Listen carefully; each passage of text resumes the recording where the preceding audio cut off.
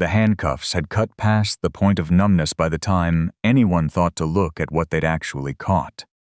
Marcus Vance sat in a metal chair, bolted to the floor of Interrogation Room 2, wrists bound behind his back, the cheap steel biting a fresh red line into skin that had already started to swell. The recording light on the wall-mounted camera above the door was dark. It had been dark for months, though nobody in the Fourth Precinct had bothered to fix it, or bothered to lie about fixing it. A single fluorescent tube buzzed overhead, one end flickering in a rhythm that made the room feel like it was breathing. Officer Mitchell Hayes set a scuffed leather duffel bag on the table and unzipped the outer pocket. He pulled out a black credential case, turned it over in his hands like it might be a trick, and thumbed it open. A gold badge slid free and landed on the table with a flat, final sound. Officer Thomas Riker didn't look at it. He was still talking, still building the account he intended to write once this was over. Trespassing on secured property, failure to identify, possible attempted burglary of a police vehicle. He said it the way a man recites something he's said 100 times before, each word worn smooth from use. You can add resisting once we get him processed. Tom. Hayes hadn't moved. He was staring at the badge. I'm not finished. Tom, look at this. Riker finally turned. For a second, nobody in the room said anything, and the only sound was the fluorescent tube stuttering through its dying cycle. Hayes turned over the laminated identification card that had come folded behind the badge. He read it once silently, then read it again like the words might rearrange themselves into something less true. Marcus Vance, Chief of Police. Effective 8 a.m. Hayes looked up at the clock, mounted crooked on the wall above the door. It read 12:34. What time is it? He asked, and his voice had lost the confidence it carried 20 minutes earlier in the parking lot. Marcus answered before Riker could.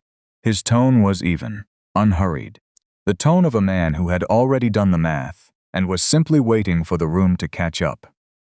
You have 7 hours and 26 minutes to decide whether this was incompetence, misconduct, or a conspiracy to falsify an arrest.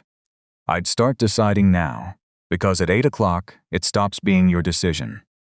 Less than an hour before that moment, Riker and Hayes had been certain they'd found exactly what they were looking for: an unidentified black man in tactical clothing, carrying a bag, standing where he had no business standing, in the dark, in the rain, on their turf. Rewind to 11:42. Rain had been falling on Oakridge since early evening, the kind of steady November rain that turned potholes into small lakes and made every streetlight look like it was underwater. The city had once run on steel and auto parts, and the skeletons of that economy still stood at its edges. Empty plants facing empty parking lots, waiting for a version of the town that wasn't coming back. What had grown in the space the factories left behind was frustration, and Oakridge's police department had spent a decade giving that frustration new reasons to exist. A use of force scandal 3 years earlier that ended in a settlement the city still hadn't finished paying. A racial profiling lawsuit the year after that, and a police chief quietly pushed into early retirement following an outside review nobody in the department had wanted conducted in the first place. The city council had spent 8 months searching for someone who could walk into that history and actually change it. And they had settled unanimously on a 22-year veteran named Marcus Vance, a man who had built his entire career inside internal affairs and professional standards, investigating officers who thought the badge made them untouchable. Marcus was scheduled to be sworn in at 8 the next morning. He had flown in 3 days earlier, found a short-term apartment near downtown, and spent his evenings reading personnel files instead of unpacking boxes. What he wanted, more than a ceremony or a headline, was to see the department as it actually behaved when it believed no one important was watching. Not the version that would show up polished and rehearsed for its new chief's first official morning. The real one, the one running the graveyard shift at midnight in the rain. So he drove to the Fourth Precinct alone, in a charcoal SUV nobody in Oakridge would recognize yet, wearing dark tactical trousers, black boots, a white shirt, and an unmarked sweater, no visible badge, no insignia. His formal uniform hung inside a garment bag in the back seat, along with a leather duffel that held his credentials, his new badge, his signed appointment letter, his access authorization, and a department-issued sidearm, secured inside a small lockbox, standard transition protocol for an incoming chief who technically hadn't taken the oath yet, and therefore wasn't supposed to be carrying openly. The weapon had been issued to him in writing 2 days earlier by the acting chief, its serial number logged against the transition inventory, the authorization folded into the same pocket of the duffel as his appointment letter. The vehicle itself was part of the same transition package, a city-issued SUV fitted with a standard threat assessment security system, cameras on all 4 sides, night vision, directional audio, automatic backup to a secure server. It was the kind of equipment every incoming chief in a department with Oakridge's recent history received before their first day, not something Marcus had built for himself. He hadn't planned to use it that night. He simply hadn't turned it off. Before he ever stepped out of the driver's seat, Marcus had already decided where his limits were. If anyone drew a weapon, he would identify himself immediately. If they moved to put him in a holding cell instead of an interrogation room, he would identify himself immediately. If any civilian wandered into the encounter, he would end it on the spot. Short of those lines, he intended to let the night run its course and see, without his badge in the way, what kind of department he was actually inheriting. The rear gate of the Fourth Precinct lot hung a few inches open. The same maintenance problem that had appeared in 3 separate facilities reports over the past year without ever being fixed. Marcus parked in the space marked Resibald, Chief of Police, because as of Monday morning it would be his space, and because every other spot near the entrance sat flooded under 2 inches of standing water. He stepped out with an umbrella in one hand and the duffel bag over his shoulder and started walking toward the rear door, through a gap in camera coverage that had also appeared in the same facilities reports, also unaddressed. He didn't get far before headlights swung into the lot behind him. A patrol cruiser rolled up fast enough to throw a wake through the standing water, and a spotlight snapped on, catching Marcus mid-stride, umbrella tilted against the rain. 2 officers climbed out. Riker came around the front of the car first, hand already resting near his belt. Hayes followed a step behind, younger, quicker, eyes moving between his partner and the man in the light like he was still learning which one to watch. "Hands where I can see them," Riker called out. "Now." Marcus lowered the umbrella and let it drop to the wet pavement beside him. He raised both hands, palms out, the bag still on his shoulder. "I'm not armed. I'm here on legitimate business inside the precinct." "Drop the bag." Marcus set it down slowly, deliberately, making sure every motion was visible and unhurried. "My identification is in my wallet. Left back pocket." "You're welcome to check it." Riker didn't move toward the wallet. He moved toward the reserved parking space, then back to the tactical clothing, then back to the duffel bag on the ground. And something in his face settled into a shape he liked better than uncertainty. "Man doesn't wear gear like that to make a delivery," he said, mostly to Hayes, though loud enough for Marcus to hear. "Doesn't park in the chief's spot unless he's casing it. I'm not casing anything.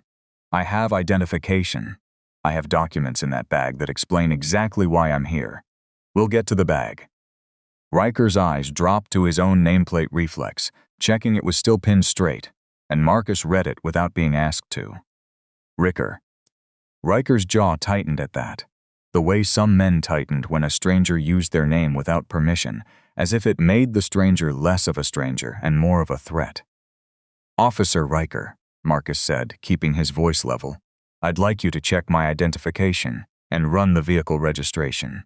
Either one will resolve this in under a minute. Turn around, hands behind your back." Marcus turned. He interlaced his fingers the way he was told, and felt the first shove a half-second later, hard enough to send him against the wet hood of the cruiser, the metal cold and slick under his palms. A boot kicked his feet wider apart. Hayes moved in fast, patting down his sides, his legs, pulling the duffel bag out of reach and setting it on the trunk of the car. "I am complying," Marcus said, each word clear and unhurried. I am not resisting. My identification is in my wallet. Your body cameras should be recording this. Stop resisting, Riker said, cinching the cuffs down with more force than the motion required. And Marcus had gone completely limp by then, offering nothing that could reasonably be called resistance. At midnight, Riker added, almost to himself, the story belongs to whoever writes the report first. The metal closed tight enough to bite into skin that would be bruised within the hour. Marcus said nothing further about the pain. He kept his voice steady instead, speaking clearly enough that any system nearby, dash camera, radio, anything, would have a clean recording of exactly what he was and was not doing. He could have ended it in that moment. One sentence. My name is Marcus Vance, and I'm your new chief of police. He didn't say it. No weapon had been drawn. No one had mentioned a holding cell. No other civilian had entered the encounter. The thresholds he'd set for himself before he ever got out of the SUV hadn't been crossed, and so he held to the decision he'd made in advance rather than one improvised in the moment. 22 years inside internal affairs had taught him that the version of an officer performing for a badge and the version performing for no one at all were rarely the same man, and he wanted to know, before he ever wore the uniform, which version actually ran this department at midnight. They walked him into the precinct through the rear door, rain still soaking through his sweater, cuffs already marking his wrists. Riker announced the arrest to the bullpen at a volume built for an audience, painting Marcus as a man caught lurking near police vehicles, a man who'd refused to identify himself, a man dressed for something worse than a delivery. A couple of officers glanced up from their phones long enough to laugh. One made a comment about the parking spot he clearly hadn't earned. Another looked uncomfortable for a moment, opened his mouth like he might ask a question, and then didn't. At the corner desk, Sergeant Walter Miller sat with a half-finished crossword and a coffee that had gone cold an hour earlier. He didn't ask what evidence supported the arrest. He didn't ask why the arriving officer's body cameras showed no active recording light. He didn't look closely enough at Marcus's wrists to notice the cuffs had already broken skin. He simply waved toward Interrogation Room 2 and went back to his puzzle, the kind of small, tired surrender that had let 100 worse things happen in this building over the years, without anyone ever having to decide to let them happen. Marcus took in the room as they walked him through it. He recognized more faces than any of them realized. He had spent the last several weeks studying Oakridge personnel files, complaint histories, disciplinary records, the paper trail every department leaves behind, whether it wants to or not. And he knew which names in this bullpen carried more than one unresolved excessive force complaint.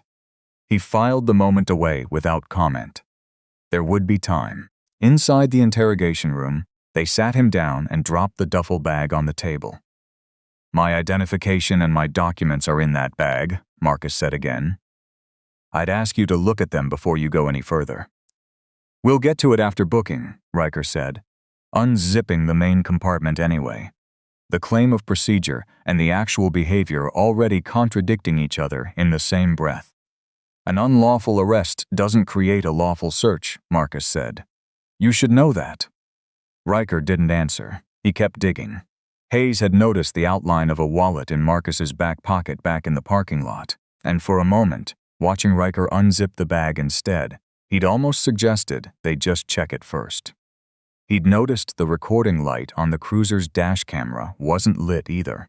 He noticed the cuffs had left a mark dark enough to worry about. He noticed all of it and said nothing, because saying something out loud to Riker had never once gone the way he wanted it to. The first thing Hayes found was the small lockbox, and when he worked the combination Marcus had left unlocked for exactly this reason, a pristine department-issue sidearm sat inside, engraved along the slide with a name and a title that didn't belong to any patrol officer. That's a stolen weapon, Riker said, too quickly, already reaching for the next explanation before he'd fully processed the first one. Man's got a commander's sidearm in a lockbox. That's evidence right there. It's not stolen, Marcus said. There's a written transfer authorization folded in the front pocket of that same bag. signed by your acting chief 2 days ago. Check the serial number against department records whenever you're ready." Hayes moved to the side pocket next, and his hand came out holding a black credential case. He opened it, and the gold badge caught the harsh overhead light before it dropped free onto the table between them. Riker looked at it for exactly as long as it took to decide he didn't believe it. "Could be a fake. People print these online now." "It isn't," Marcus said, and said nothing else, because the next stage of the bag would say it for him. Hayes pulled out a folded document, then another, then a photograph clipped to an identification card. He laid them flat on the table one at a time. An appointment letter carrying the Oakridge City seal, the mayor's signature at the bottom, city council authorization beneath it. A photograph that matched the man sitting across from them, wrists cuffed, wrists bleeding slightly into the fabric of his sleeves. An effective date and time. Contact information for the acting chief and the city attorney, provided specifically for situations exactly like this one, a transition period in which the incoming chief needed lawful access to department facilities before the ceremony that would make the title official. Hayes read it twice. He looked at Riker. He looked at the clock. He looked finally at Marcus, and something in his face had gone from confident to hollow in under a minute. "Chief," Hayes said, the word coming out unsteady, like he wasn't sure he had the right to use it yet. "Not until 8 o'clock, Marcus said. "Right now, I'm the man you assaulted in a parking lot for carrying a bag." Riker recovered faster than Hayes, reaching for the version of events he could still live with. "You should have said something the second we stopped you. None of this happens if you just tell us who you are." "I offered my identification within the first 10 seconds, Marcus said. "You refused to look at it. I told you to check the registration. You didn't. I told you my documents would explain everything. You searched the bag anyway, after the cuffs, after the shove, after you'd already decided what story you were going to write." He let that sit for a moment before continuing.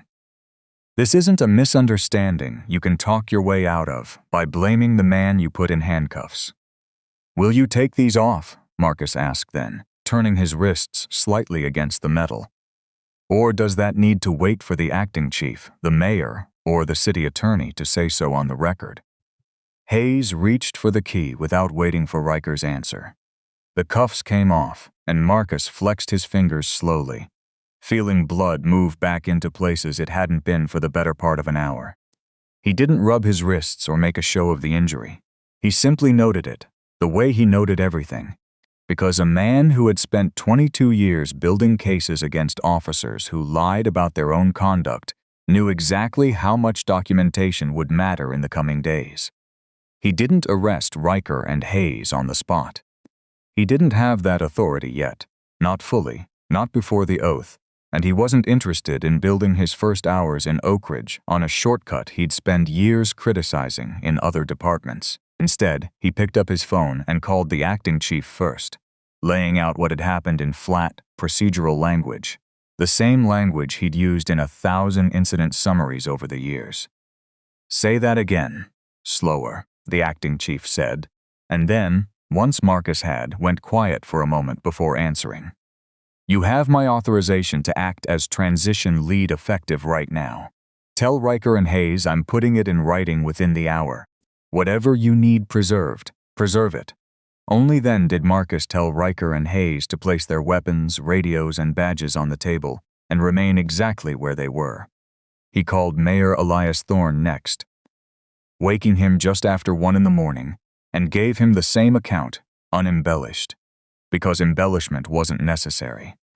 He contacted the city attorney's office and requested that an outside professional standards unit, not Oakridge's own, be looped in immediately, before shift change, before anyone had the chance to revise a report or rewrite a memory.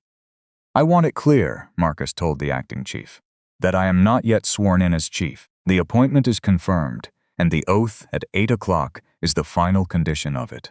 Until then, you retain command, and everything I'm doing tonight is being done under the transition authority you just gave me, not as chief of police.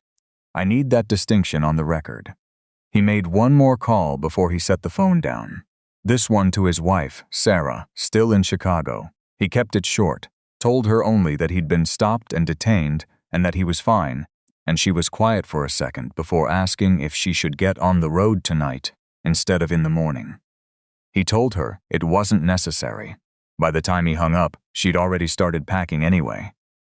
He walked out of interrogation room, two still wearing the sweater and tactical trousers, the credential case in one hand, the badge inside it. The bullpen went quiet in stages, officer by officer, as the story moved through the room faster than any radio call could have carried it. He introduced himself formally to the handful of people still on shift, stated his name and his position plainly, and then moved directly into the kind of orders that left no room for interpretation. Secure every body camera from the current shift and log the time each one was last activated. Preserve all dash camera footage from the 2 patrol units involved. Copy the dispatch logs before anyone had the chance to touch them, and leave every incident report tied to tonight's arrest exactly as filed, unamended and unsupplemented. Riker and Hayes were to be separated immediately and were not to discuss the incident with each other or anyone else.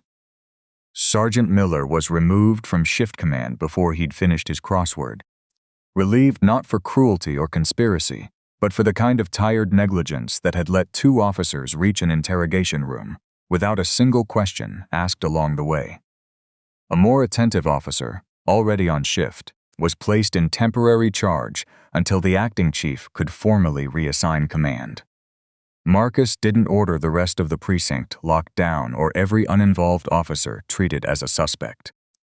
Most of them went on working their shift under closer supervision than they'd had in years, which, Marcus thought, was probably the most honest description of what reform would eventually have to look like across the whole department. Not a single dramatic purge, but 100 small corrections applied consistently until the culture had nowhere left to hide. Jack Callahan arrived a little after 2, the union president moving through the precinct doors, at the same time as Mayor Thorne. Both men pulled out of bed by phone calls neither had wanted. Callahan had the calm, practiced posture of a man who had defended worse nights than this one and intended to defend this one the same way. 2 officers encountered an unidentified individual, Callahan said, before anyone had asked him a question, in tactical clothing inside a restricted lot near department vehicles, carrying a locked container with a firearm inside it. They followed procedure based on what they observed. They had no way of knowing who you were. They had several ways, Marcus said. They chose not to use any of them. The rear lot cameras have been down for months, Callahan continued. The cruiser footage may not show the full encounter. And right now, this is one man's account against 2 sworn officers with clean service records. Mine isn't the only account, Marcus said. He walked them out toward his SUV, still parked in the space that would officially belong to him in a few hours, and unlocked it. The vehicle carried the same city-issued transition to security every incoming chief received, cameras covering all 4 sides, night vision, directional audio, automatic upload to a private server the moment the system detected activity. It had been recording since he'd first stepped out of the driver's seat with his umbrella and his bag. There's also a partial angle from Riker's own dash camera, Marcus added. It doesn't have audio, and it cuts out right when the cuffs go on, but it'll show the first part of this from their side too. If anyone still wants to argue, there's nothing to see. The footage played on a tablet Marcus produced from the SUV's console. It showed him setting down the umbrella and the bag exactly as he'd described. It showed his hands raised, empty, visible. It showed him offering his identification, twice, clearly audible through the directional microphone. It showed Riker ignoring the offer both times. It showed the shove against the hood of the cruiser, the boot against his ankles, the cuffs closing far past the point any training manual would call reasonable. It captured Riker's voice announcing that Marcus was resisting, at a volume loud enough for the recording to catch clean, while the footage itself showed a man standing motionless with his hands already pinned. Callahan watched the whole clip without interrupting. When it ended, he didn't apologize and didn't concede guilt on his members' behalf, because that wasn't his job, but something in his posture shifted from combative denial toward a narrower, more careful kind of defense. "I'll be requesting due process protections for both officers through the contract," he said. "That doesn't change based on what's on a recording." "It shouldn't," Marcus said. "Due process applies whether the evidence helps them or hurts them. I'm not asking you to skip it. I'm telling you it exists now, and it isn't going anywhere." Mayor Thorne, standing a few feet back through most of the exchange, finally spoke, his voice carrying the particular strain of a man calculating how a story like this would look by morning. "We need to get ahead of this before it becomes a headline instead of a fact pattern." "It's already a fact pattern," Marcus said. "The headline is just going to have to catch up to it." Riker and Hayes were placed on administrative leave before sunrise, weapons and badges surrendered. Both men separated pending an investigation that would run through an outside professional standards unit rather than Oakridge's own compromised chain of command. If that investigation produced probable cause, and every early indication suggested it would, the two men could eventually face charges ranging from deprivation of rights under color of law to false arrest, excessive force, and falsifying an official report, with the possibility of a conspiracy or obstruction charge added if evidence showed they'd coordinated their account after the fact rather than before it. Hayes, for his part, tried to draw a line between himself and his partner almost as soon as the leave paperwork was signed. "I never hit him," he said. "I was following Riker's lead. He's senior. I didn't know what else to do." "You had a duty to intervene," Marcus told him. "Not unkindly, but without softening it either. Not following him blindly. Intervening. Those are different duties, and only one of them is legal." Hayes didn't argue the point. He simply nodded, the eagerness that had defined him a few hours earlier now replaced by something closer to dread. Sergeant Miller, for his part, offered no defense at all beyond an admission that he hadn't asked the questions he should have asked. And in the weeks that followed, he accepted a demotion rather than fight an investigation he already knew he'd lose. The swearing-in ceremony went ahead at 8 o'clock exactly, in a municipal building auditorium that smelled faintly of fresh paint from a renovation nobody had finished. Marcus wore the full chief's uniform for the first time, the cuffs of his sleeves covering wrists that were still swollen and discolored beneath the fabric. His wife, Sarah, had driven through the night from Chicago the moment he'd called her, and she stood in the front row now, her presence doing more to steady him than anything else in the room. Mayor Thorne delivered prepared remarks about transparency and renewal, the same words that could have been written for any incoming chief in any troubled department in the country. Marcus set his own prepared speech aside once he reached the podium. He told the room, plainly, that several hours earlier he had been unlawfully stopped, assaulted, and detained by 2 officers of the department he was about to lead. He didn't share details that might compromise an active investigation, but he didn't minimize what had happened either. He explained that the officers hadn't known his identity, hadn't known he would be their chief by morning, had simply seen a black man in tactical clothing carrying a bag near police vehicles, and decided, within seconds, exactly what that meant. "My title should never have been the thing that made me safe tonight," he said. "It shouldn't be the thing that keeps any of you safe either. This department cannot demand trust from this city just because I'm standing here in a clean uniform saying the right words. Trust gets earned through evidence, through consistency, through what happens on nights. Nobody important is watching. Officers who do this job honestly will have my full support. Officers who don't will be investigated. Independent of rank, independent of tenure, independent of who happens to be standing behind the badge that day. The era where a complaint quietly disappeared into a drawer because nobody wanted to open it is over, starting this morning." It wasn't a threat, and Marcus made sure it didn't sound like one. He didn't promise prison sentences, or stripped pensions, or personal vengeance against the 2 men now sitting at home with their careers in question. He promised process, applied consistently, which was a harder and slower thing to deliver than a threat, and considerably more likely to actually hold. The months that followed weren't dramatic in the way a single morning had been. The outside investigation confirmed what the SUV's footage had already made clear. Riker had used excessive force, fabricated key portions of his arrest narrative, and violated body camera policy in a pattern that turned out to extend well beyond that one November night. He was terminated within 8 weeks and ultimately accepted a plea agreement rather than face trial. Hayes cooperated fully with investigators, and cooperation earned him a lighter outcome than his partners, but it didn't erase his own failure to intervene, and he lost his certification along with his position. Sergeant Miller's demotion led, within a year, to an early retirement he didn't fight, the crossword puzzle on his desk quietly becoming a small symbolic footnote in the report that ended his supervisory career. Marcus ordered a department-wide audit soon after taking the oath, and the audit found exactly what a career in internal affairs had taught him to expect. Repeated body camera failures clustered around the same handful of officers.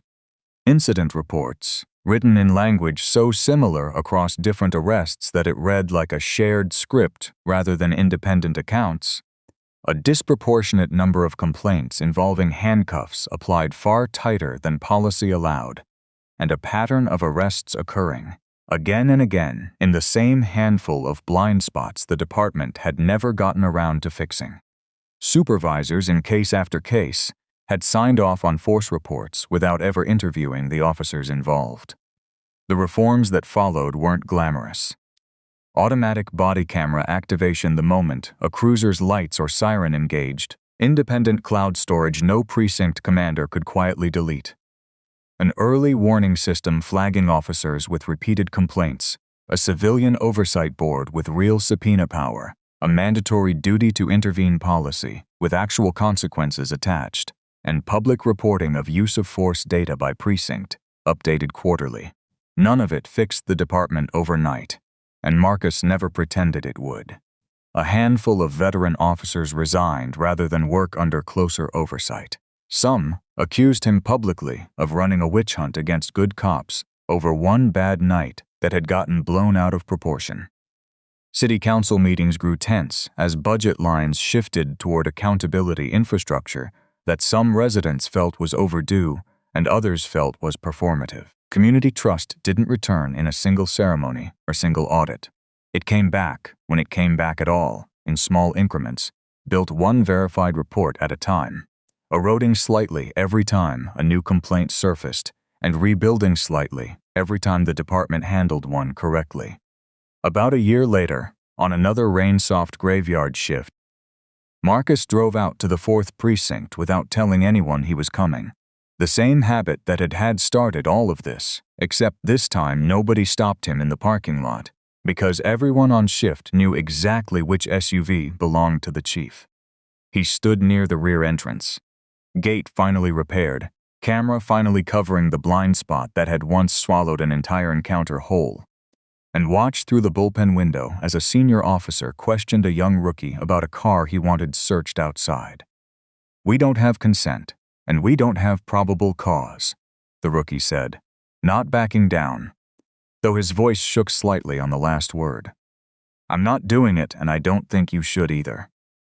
The senior officer stared at him for a long moment, the kind of moment that could have gone the way it always used to go in this building, and then stepped back from the car door. "Fine, log it as a consensual stop, nothing further." He didn't sound happy about it. He also didn't push. Marcus watched the whole exchange from the doorway without either of them noticing him there. The rookie hadn't stopped a partner from lying afterward. He'd stopped the lie from ever needing to be told.